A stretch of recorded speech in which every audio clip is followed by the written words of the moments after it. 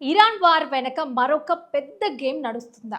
ప్రపంచాన్ని షాక్కి గురి చేసిన ఈ థియరీ ఇప్పుడు సోషల్ మీడియాలో వైరల్ అవుతోంది. ఎప్స్టీన్ ఫైల్స్ బయటకి రావటం నుంచి ఈ వార్ కథ మొదలైందని కొందరు అంటున్నారు. ఫిబ్రవరి 19 నుంచి ఫిబ్రవరి 27 వరకు ఎప్స్టీన్ ఫైల్స్కి సంబంధించి పెద్ద పెద్ద వాళ్ళ పేర్లు బయటకు వచ్చాయి.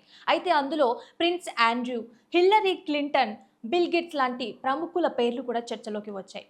అయితే ఫిబ్రవరి 28న ఒక్కసారిగా ప్రపంచం దృష్టి మొత్తం యుద్ధం వైపు మళ్లిపోయింది. అదే రోజున అమెరికా మిలిటరీ హెడ్ క్వార్టర్స్ అయిన పెంటగాన్తో ఓపెన్ ఏఐ ఒక డిఫెన్స్ కాంట్రాక్ట్ కూడా చేసుకుంది. ఈ కాంట్రాక్ట్ ప్రకారం అమెరికా మిలిటరీ డిఫెన్స్ రెస్పాన్స్ కోసం ఏఐ మోడల్స్ అందించనున్నారు. అది కూడా హ్యూమన్ సర్వైలెన్స్ కింద పనిచేస్తాయని సమాచారం. ఇక్కడ మరొక ఇంట్రెస్టింగ్ విషయం ఏమిటంటే ఓపెన్ ఏఐలో మైక్రోసాఫ్ట్ ద్వారా బిల్ గేట్స్ కి షేర్ ఉంది.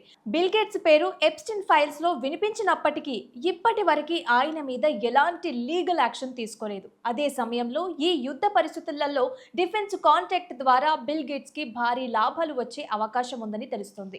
ఇక ఇరాన్ విషయానికి వస్తే ఇరాన్ ప్రపంచ మ్యాప్ లో చాలా స్ట్రాటజిక్ దేశం. ఎందుకంటే ఇరాన్ దగ్గరే స్ట్రెయిట్ ఆఫ్ హార్మోన్ అనే సముద్ర మార్గం ఉంది.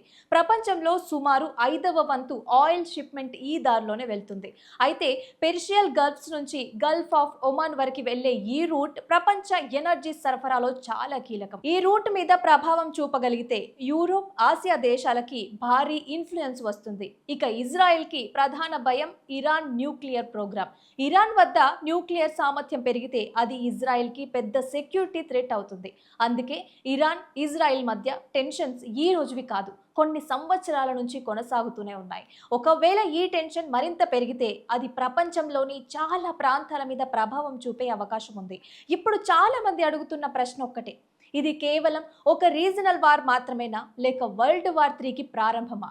ఇలా ప్రపంచంలో జరుగుతున్న పెద్ద పెద్ద సంఘటనలు క్లియర్గా తెలుసుకోవడానికి వెంటనే పర్ఫెక్ట్ ప్రైమ్ న్యూస్ని ఫాలో చేయండి.